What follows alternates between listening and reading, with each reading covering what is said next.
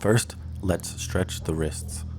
I recommend stretching in a circular motion to ensure that we stretch in every angle.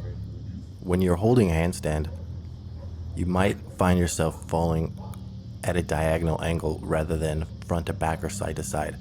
So stretching this way helps prep our wrists for that. When you're stretching, make sure you're holding shoulder protraction. Protract your shoulders as much as you can. Push them away from the spine. This is going to help warm up your shoulders and make your shoulders stronger. Make sure you're maintaining a nice hand grip too. No flat hands, but a nice grip. Grip the ground just like you would be doing when you're in a handstand. The first official exercise, one arm planks. So the key here is to shift your body weight over to one arm. And this helps if you open your legs a little bit in a straddle position. When you get onto one arm, slowly take the other arm off the ground and then elevate. Well, we can't really elevate. Elevating the shoulders, pushing up and overhead. When we're in a handstand, we push our shoulders up and out. But in this case, we can still protract our shoulders. So imagine you're pushing your body away from your shoulder, away from the shoulder that you're holding the plank on. Don't worry about holding the one arm plank for more than a few seconds. The main goal here is to get a nice shrug for a few seconds and then switch arms. This exercise is going to strengthen your shoulders, and you need strong shoulders for a nice handstand. The second exercise, monkey hops.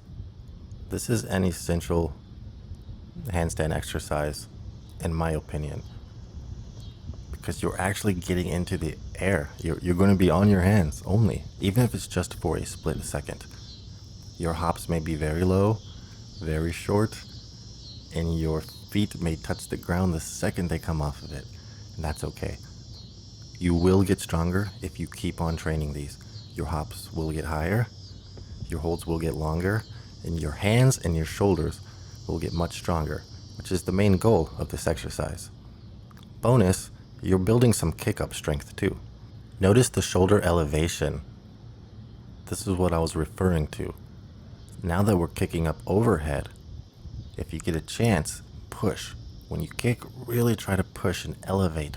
Push up and out with your shoulders. This is the strength that you need. Next, an exercise that you have never seen before in your life. Just kidding. The cartwheel. You may not have done one since you were a child.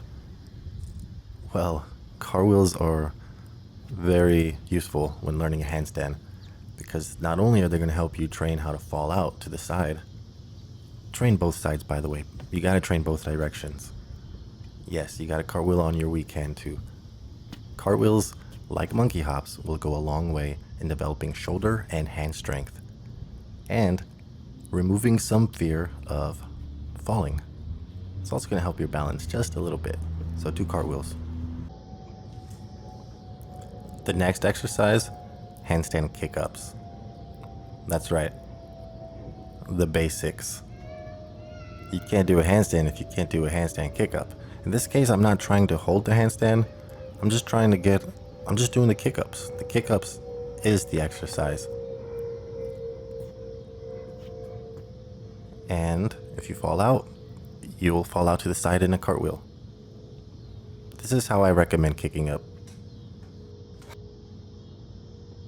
The next exercise is a frog stand hold.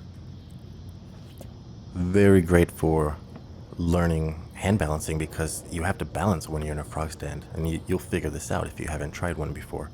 You will start learning how to use your hands to balance. But it's also a great exercise for building strength. It's important to get into the frog stand properly. We want our hands about shoulder width apart, maybe slightly wider. We want to maintain a good hand grip, no flat hands, and we want to hold our shoulders protracted the entire time. I like to put my knees directly on my triceps. It may be uncomfortable at first, but you'll get used to it.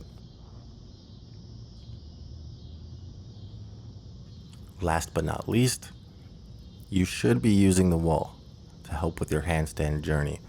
The main goal, the main purpose of using the wall is to put yourself in a position to where you can elevate your shoulders, push them up and out as hard as you can, pushing your body away from your shoulders, and to maintain that position. Holding that shoulder elevation, that's going to build the strength that you need.